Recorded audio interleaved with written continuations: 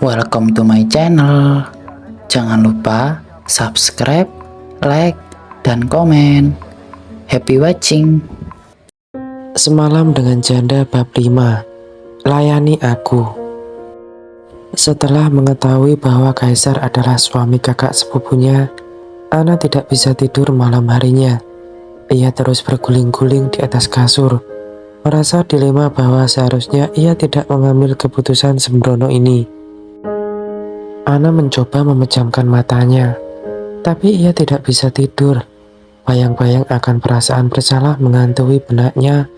Melihat jam di dinding kamar, pukul 12 malam. Beberapa jam lagi ia akan menjadi istri seorang, tepatnya istri kedua. Aku harus gimana? Ana menggigit kuku jempolnya hingga patah. Ia tidak ingin Monica sampai mengetahui pernikahannya dengan Kaisar esok hari. Namun, seperti kata pepatah, sepandai-pandainya ia menyimpan bangkai, suatu saat akan tercium juga. Ana akhirnya memutuskan untuk melupakan semua itu. Lagi pula perjanjian terlanjur dibuat. Ia membutuhkan uang 500 juta itu bukan untuk berfoya-foya, melainkan ia kirim ke desa untuk menguatkan ayahnya. Ana meyakinkan dirinya walau apa yang ia lakukan ini salah, tapi ia melakukannya demi kelangsungan hidup sang ayah. Ana mengemuskan nafas panjang. Ayahnya benar-benar butuh pertolongan, dan akan menjadi aib baginya jika anaknya lahir tanpa seorang ayah. Maafkan aku, Kak Monica, gumam Ana, mengusap wajahnya dengan kasar. Mungkin suatu hari Monica akan mengetahuinya, dan ia akan diinjak-injak lagi, seperti apa terjadi di restoran kala itu. Tapi Ana tidak peduli, ia akan menanggung semuanya, sekalipun harga dirinya lah yang dipertaruhkan. Pada pukul 6 pagi, ketika Ana sudah bersiap-siap dengan pernikahannya, ia mendengar suara deru mobil yang terparkir di halaman rumah kontrakannya. Tak lama kemudian, pintu depannya diketuk. Buru-buru Ana bangkit dari kasur dan mengambil tas yang biasa ia bawa kemanapun. Entah kenapa firasat Ana berkata bahwa itu adalah mobil suruhan Kaisar yang ditugaskan untuk menjemputnya. Nona Ana, kata anak buah tersebut memakai kacamata hitam, tingginya hampir menyentuh bingkai atas pintu, sehingga membuat Ana merasa terimigrasi. Iya, saya Ana. Kamu orang suruhan Pak Kaisar? Tanya Ana gugup. Anak buah itu mengangguk pelan. Apa Nona Ana sudah siap? Saya diutus untuk menjemput Nona Ana dan mengantarkan Anda ke salon. Oh, saya sudah siap Pak. Kita bisa pergi sekarang. Baik, silakan Anda masuk ke mobil. Saya akan menyetir. Pak Kaisar sudah menunggu di lokasi acara. Ana pun masuk ke dalam mobil mewah itu dan tidak bersuara sedikit pun ketika mobil bergerak meninggalkan kontrakannya. Anak buah tersebut membawa Ana ke sebuah salon yang dipesan untuk mendandani Ana. Sang perias tersenyum lebar begitu melihat seorang wanita muda yang begitu cantik masuk ke salonnya. Aduh, ternyata ini calon istri Pak Kaisar, ujar perias tersebut kemudian mengiring Ana ke tempat rias. Ana hanya tersenyum kaku, menatap wajah polosnya dari pantulan cermin. Maaf, merepotkan Mbak. Tenang aja Mbak. Semuanya sudah dibayar dan diatur oleh Pak Kaisar. Pak Kaisar booking salon saya hari ini khusus untuk Mbak Ana seorang. Pasti Mbak Ana ini orang yang spesial buat Pak Kaisar ya, puji wanita perias itu. Ana mengangguk lemah. Ia pikir dirinya spesial karena mengandung anak Kaisar di dalam rahimnya. Namun, ia memilih untuk tidak memperpanjang percakapan. Ana merasakan kulit wajahnya disentuh oleh berbagai alat make up oleh tangan-tangan profesional sang perias. Ana meminta supaya make upnya tidak terlalu tebal. Ia tidak suka riasan yang terlalu menor, karena itu membuat wajahnya terlihat sangat berbeda. Perias mengatakan bahwa ia akan membuat Kaisar pangling dengan kecantikan Ana, yang hanya Ana balas dengan anggukan singkat saja. Sungguh, wanita perias ini sedikit cerewet untuk Ana yang pendiam. Nah, cantik. Perias bertepuk tangan puas. Ia baru saja selesai merias Ana dan kini memakaikan kebaya putih gading yang begitu cocok untuk acara akad sederhana. Gimana mbak? Apa ukurannya pas? Kita nggak sempat fitting, jadi nggak tahu kebaya mana yang cocok buat mbak Ana. Ana memandangi kebaya putih di tubuhnya lalu menggeleng. Enggak kok mbak, ini sudah pas dengan ukuran tubuh saya. Cuma tolong agak tutup area dada, potongannya terlalu pendek. Beres. Sebentar, biar saya akalin dulu. Mbak Ana tunggu di sini sebentar ya. Iya mbak. Wanita perias meninggalkan Ana ke ruangan lain untuk mengambil tambahan kain untuk menutupi bagian yang terbuka. Ana tidak percaya jika ia akan memiliki sebuah pernikahan hari ini. Kebaya putih yang disiapkan pun tidak terlalu ramai akan hiasan dan aksesoris. Sepertinya wanita perias itu bisa membaca kepribadian Ana sehingga menyediakan kebaya berdesain sederhana, tapi juga elegan. Wanita perias kembali dan langsung melakukan finishing pada kebaya Ana. Ana mengucapkan terima kasih dan wanita perias berdoa supaya acara akadnya nanti berjalan dengan lancar. Ana berpamitan keluar dari salon itu. Seandainya wanita perias itu tahu bahwa mereka menikah karena sebuah kesalahan semalam, dan Ana akan dinikahi jadi istri kedua, pasti dia tidak akan menyambut Ana dengan ramah seperti tadi. Tujuan mereka selanjutnya adalah menuju sebuah apartemen yang disewa untuk melakukan akad nikah. Anak buah Kaisar membimbing Ana menuju lantai 3 di ruangan paling pojok. Disitulah semua orang menunggu kedatangan Ana. Ana masuk dengan canggung. Kaisar sudah duduk di hadapan seorang pemuka agama dengan salah satu koleksi jas hitam formal mahalnya. Ana berjalan mendekati Kaisar dan duduk di sebelahnya. Kaisar memperhatikan wajah Ana dari samping. Jujur saja wanita itu tidak banyak perubahan dengan riasan tipis itu. Pada dasarnya, Ana memang sudah cantik dari sananya. Sepertinya calon istriku tegang, bisik Kaisar, mengejek Ana yang duduk kaku di sebelahnya. Ana meliriknya dengan kesal. Kamu masih mau menghinaku padahal akadnya mau dimulai. Tolong bedakan antara menghina dan menggoda. Nona Ana yang terhormat. Kamu? Ana menarik nafas dalam. Tidak boleh Ana. Harus sabar menghadapi pria sombong ini. Kaisar tergelak pelan malu menoleh ke arah sang pemuka agama yang akan menikahkan mereka. Kami sudah siap pak, akadnya bisa dimulai sekarang, ucap Kaisar mantap. Penghulu menganggukkan kepalanya dan menoleh kepada Ana. Mohon sebutkan nama lengkap Anda Nona Ana.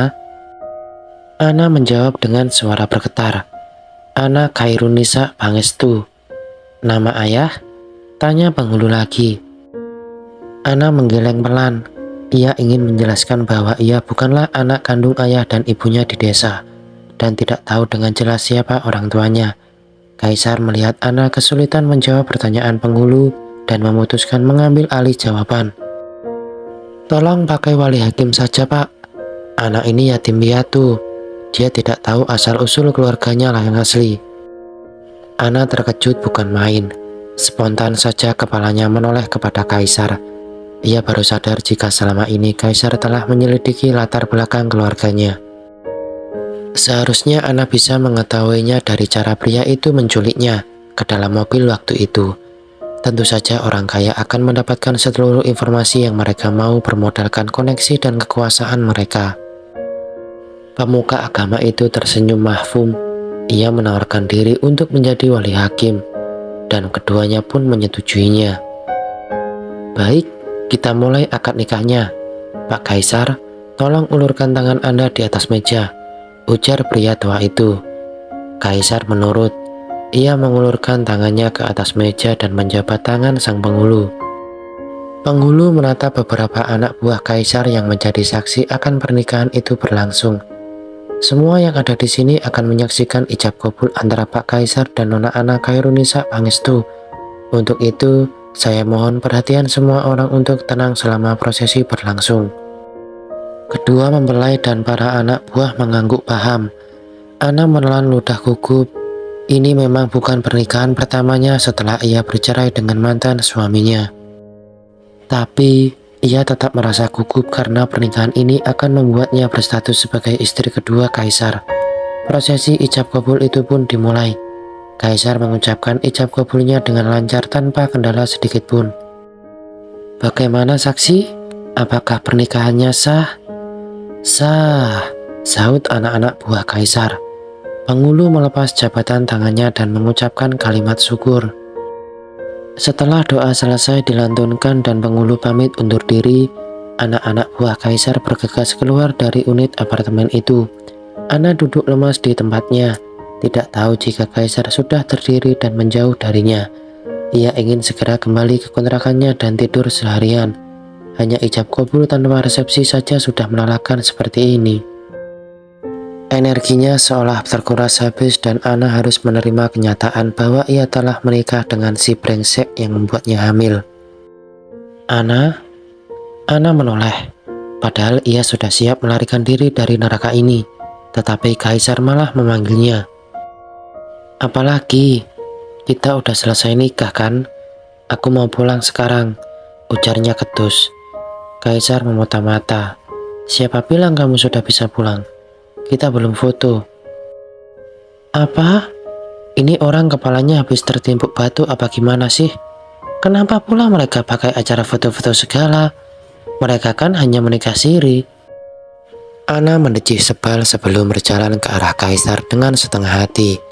Ia berdiri di samping pria itu, kelihatan sekali menjaga jarak. Anak buah Kaisar yang hendak memotret mereka memprotes tentang prosesnya yang kurang estetik. Akhirnya Kaisar menarik pinggang Ana mendekat ke tibunya. Ana sontak terbelalak dan menatap Kaisar. Kaisar membalas tatapan Ana sambil tersenyum menyebalkan. Anak buah Kaisar itu tersenyum puas selalu mengacukan jempol. Kaisar sendiri merasa terhibur dengan kerutan Ana yang menurutnya cukup lucu. "Udah selesai bos, saya ambil beberapa foto. Nanti saya kirimkan filenya ke email bos." "Oke, kamu bisa pergi sekarang." Anak buah itu keluar dari ruangan itu dan bergabung bersama anak buah Kaisar yang lain berjaga di depan pintu. Ana mengembuskan nafas lega. Akhirnya tugasnya benar-benar selesai. "Aku boleh pulang kan?" Ana menjauhkan dirinya dari Kaisar dengan mengambil beberapa langkah mundur. "Aku capek, ibu hamil perlu banyak-banyak istirahat." "Kamu lupa sama uang mahar itu," ujar Kaisar. Ana mendesah pelan. Pria brengsek ini semakin arogan saja setelah pernikahan mereka.